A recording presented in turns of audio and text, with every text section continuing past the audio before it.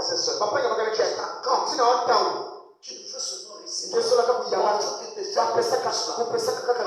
Les gens qui ont accompli beaucoup de choses ont travaillé dessus. Un travail dur. Et là, en train de combattre. Ça, c'est des gens qui peuvent accomplir. Un prédicateur, il fait atteindre quelque chose. Vous savez pas combien des armes qui sont pointées sur les hommes de Dieu. Il faut les affaiblir pour que les choses de Dieu n'avancent pas. Ça demande un travail dur. Tu remarques que ça ne va pas. Non. Je dois vraiment, je change de position. Il y a quelque chose qui ne va pas. Je dois attaquer.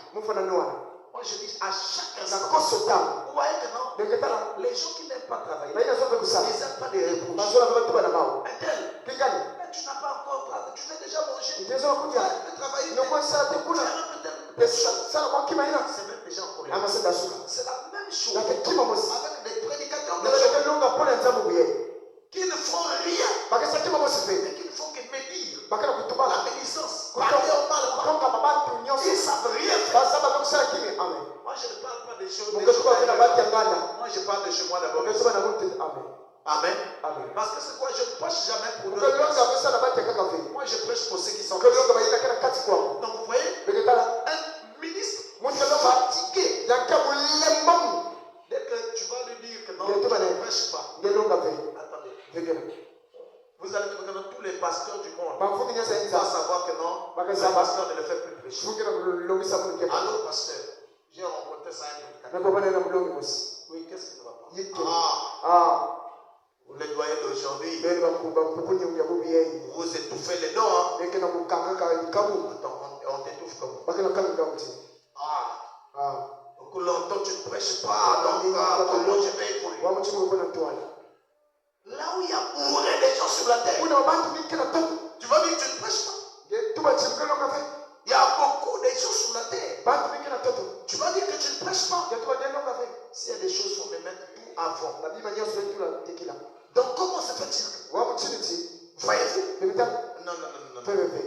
C'est un paresseux. Un paresseux spirituel. Les gens comme ça, celui qui ne sait pas construire, il sait facilement détruire. C'est que je vous dis la Bible. Celui qui n'a pas la capacité de construire. Même des gens. Les gens qui ont des problèmes, des maladies, des situations. Vous allez trouver que non, vous allez rencontrer soit deux personnes. Dans les deux personnes, soit celui qui va construire, il vient, il y a des problèmes, il vient construire, il met la terre, il met tout ça. Soit vous allez trouver la troisième personne qui vient pour détruire. Il y a des gens qui savent détruire. Ils ont des difficultés pour construire. Dans la même chose avec les ministres fatigués, qui font rien, ils n'ont pas la capacité de gagner les âmes au Seigneur, sont des spécialistes. Et on pense simplement, oh non, j'avais envoyé quelqu'un dans l'église là. C'est-à-dire qu'il compte même. Il les surveille même, il faut tout cela. Quand vous posez la question, à ton frère, quelles sont les personnes que tu as menées à Dieu? Il y a le frère interne. Il y a un frère là. Il s'habillait souvent en short. Il est maintenant. Vous voyez que dans des fatigués comme ça, ce sont des gens qui viennent causer quelque chose. Amen. Donc vous voyez que non, vous avez des prédicateurs. Nous avons vu des frères. Nous avons cru qu'il y était des gens. Oh frère, tous ceux qui sont des frères là, il faut que les encouragent. On a vu des prières. On les visite. Mais aujourd'hui, quand il visite les gens, il veut amener les gens à eux. On veut amener les gens à Christ. Vous voyez les mauvais esprits. Manque de travail. Ils n'ont pas de travail. Donc nous avons besoin des gens qui travaillent pour avancer. C'est la même chose dans la vie quotidienne. Il y a des gens qui sont là en train de ils savent détruire. Faites attention. Il y a des gens qui ont l'esprit. Donc quand on te voit travailler, Tu dois détruire le travail à autrui. Tu ne sais pas comment. Oh non, Dieu m'a pas donné. Si on te donne, tu vas détruire. Faites attention. Ne soyez pas celui qui détruit, mais celui qui construit. J'ai déjà vu un frère mépriser un nouveau. Mépriser certains frères. Toi là, comment tu peux être comme ça? Il y a parfois certains comportements qui font que certains nouveaux puissent se répartir de certaines personnes. Un nouveau n'est pas comme tout. Il vient de commencer. Laissez-le tranquille. Encourage-le à aller de l'avant. Il n'a pas encore atteint ton niveau. Mais toi, tu peux l'aider. Il y a aussi des frères, par leur mauvaise manière de faire, affaiblissent la foi des autres. Donc, voyez-vous, donc les gens qui ne travaillent pas, ils n'avancent pas. Donc, manque de travail. Ils ne travaillent pas. Nous avons lu la fois passée, 1 Corinthiens 9. Si on peut relire ça. 1 Corinthiens 9. C'est là où se trouve 1 Corinthiens 9. On va prendre à partir du verset 25 à 27. 1 Corinthiens, pas 2 Corinthiens, mais 1 Corinthiens 9. Verset 25 à 27. Nous allons voir ce que la parole de Dieu nous dit là-dessus. Alors, lisons.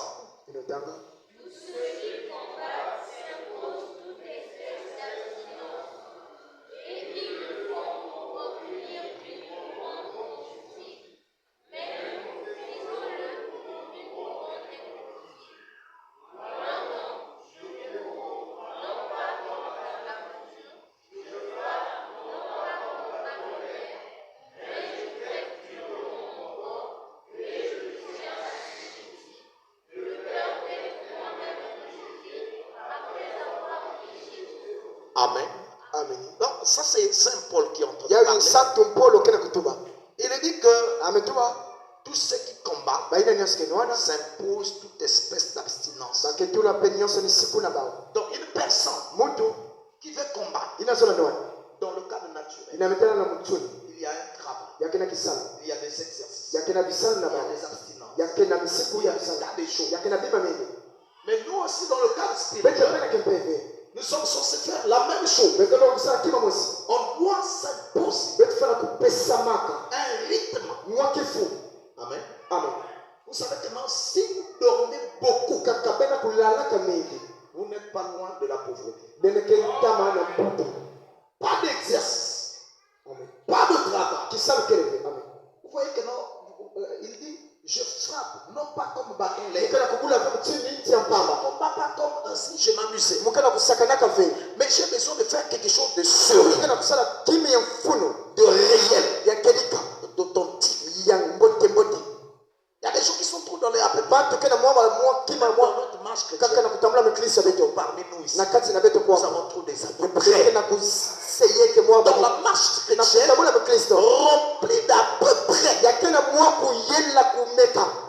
Voilà pourquoi nous avons trop de problèmes. Il y a trop des à peu près. Vous savez que non, quand vous êtes chrétien, quand tu sais que tu n'as pas encore pris des quand tu le sais.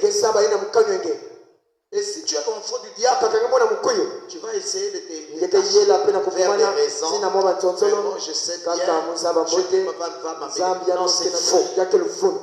Déjà, quand on est chrétien, il faudrait qu'il y ait un jour où tu prends conscience. Tu remarques, non, c'est que je suis là. Non, ce n'est pas ce que je devais être. Il y a quelque chose qui ne va pas. Et ça te pousse dans le travail. Oh non, je remarque la haine en moi. Non, je dois travailler pour ça. Je remarque la jalousie en moi. Non, je dois travailler pour ça. Je remarque la convoitise en moi. Non, je dois travailler pour ça. Travail dur. Amen. En toute chose, ça demande de travailler dessus. Si vous ne travaillez pas dessus, vous irez nulle part. Vous irez nulle part. Vous allez commencer, quand nous venons à l'église, chaque personne commence à créer un peu des manières à impressionner, que les gens remarquent le frère là est exceptionnel, cette soeur là est exceptionnelle. Devant Dieu, on ne peut pas tromper Dieu. On peut tromper les hommes, on peut embrouiller les hommes. Dieu sait que tel jour, j'avais pris ton téléphone. Je ne sais pas avec une femme. Vous étiez en train de dire la personne là n'est pas ici. Et je sais qu'elle est quelque part. Amen. Amen. Que Dieu me pardonne. C'est pas moi, je ne sais pas qui est quelque chose. Je ne sais pas pourquoi j'ai dit ça. Je ne sais pas. Je dis, mais Dieu sait. Amen. Amen. Vous savez que non, parfois il y a des moments où tu parles, tu ne sais pas si le Saint-Esprit a lié ta langue pour passer la Amen. Amen. Si c'est le cas, toi tu es ici, dans l'église, toi-même tu le sais. Amen. Amen. Vous voyez que non. Il y a des moments où parfois, tu es une sœur, je dis que non, je refuse ma vie au départ.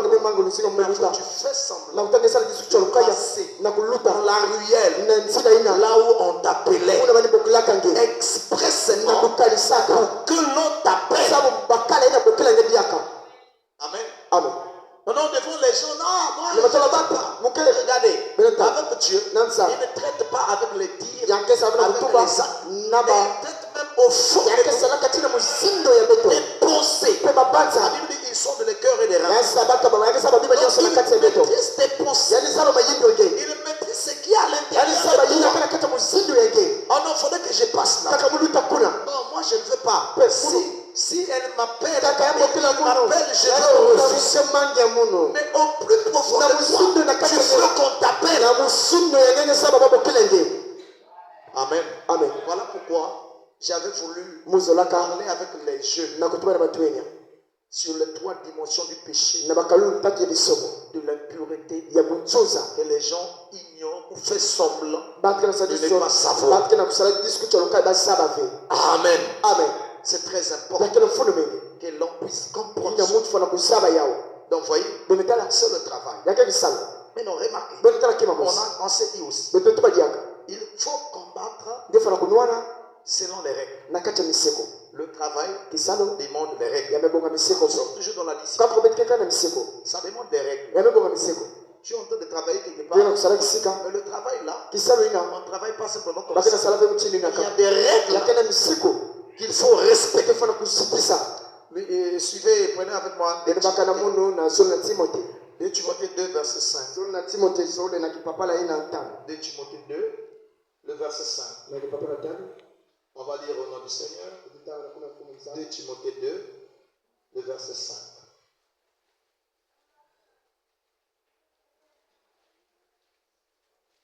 Voilà, 2 Timothée 2, le verset 5.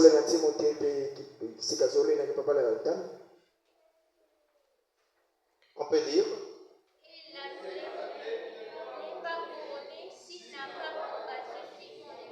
Mais attends, vous ne savez pas, vous ne connaissez pas votre Bible. Pourquoi simplement 2 personnes qui lisent? Je veux entendre les gens. Je veux savoir si c'est vrai ou faux.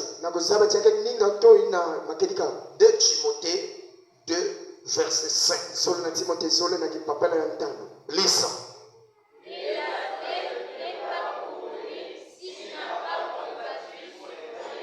Amen. Amen. Merci beaucoup. Comment voulez-vous aller au ciel si vous n'avez pas combattu selon les règles? Comment voulez-vous prospérer dans la vie si vous ne connaissez pas les règles? En toutes choses, il y a des règles. Vous n'allez pas atteindre de grandes choses si vous ne combattez pas selon les règles. Dieu A des règles. La nature a des règles. La vie en elle-même a des règles. Ce que nous sommes, c'est lié aux règles. Et Paul étant quelqu'un qui a vu certaines choses, qui a vu des compétitions, mais il dit que l'athlète ne sera pas couronné. Il n'a pas combattu selon les règles. Nous avons parlé de beaucoup de règles de la vie. Si les règles les plus faciles, je dirais que dans toute cette église-là, il y aura au moins 3 seulement qui vont rester. Je vous dis la vérité. Des règles les plus faciles.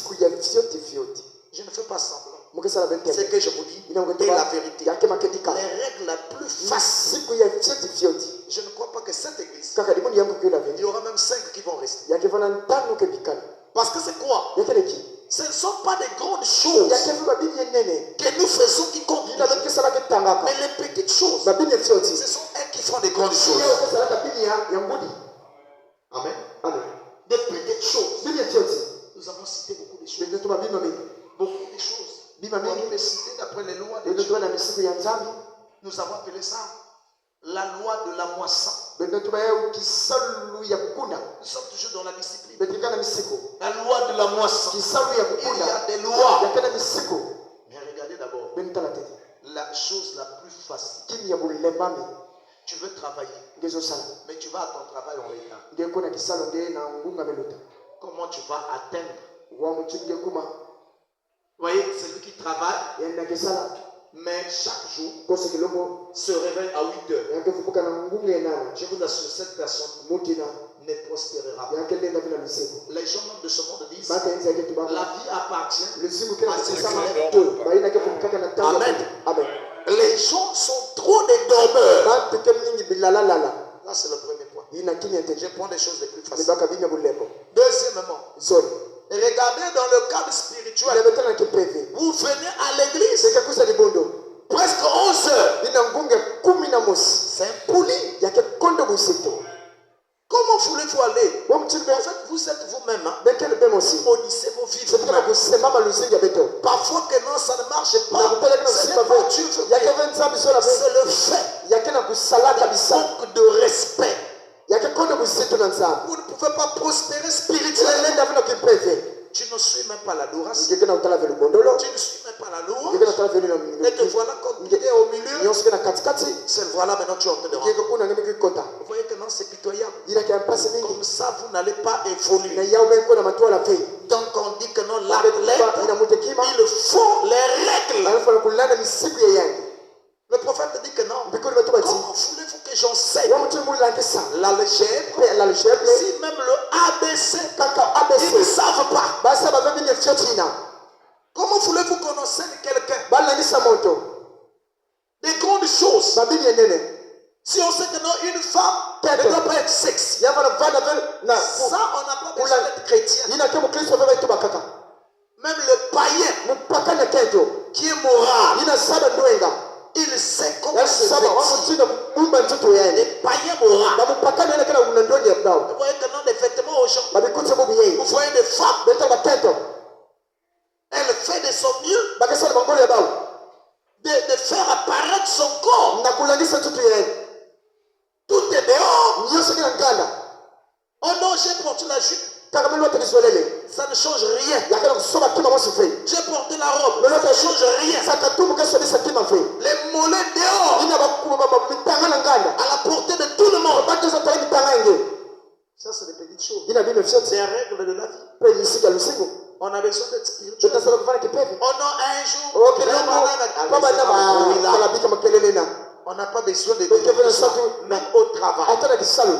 Moi, je vois parfois des gens venir au travail, là-bas, des jeunes enseignants, parfois le pantalon déchiré. On dit, mais attendez, je non. C'est anti-pédagogique. Ça, c'est quelle façon de s'habiller. Même la nature. Même à l'école, regardez, c'est des choses que l'on ne fait pas à l'école. Qu'en est-il à l'église? Amen. Vous allez trouver que non. Les gens qui viennent à l'école, un enseignant, les derrière ont en train de se faire voir. Bien serré, à descendu un peu.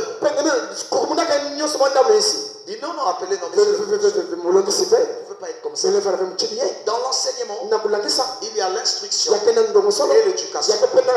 L'instruction, c'est savoir écrire et lire. L'éducation, c'est des bonnes manières.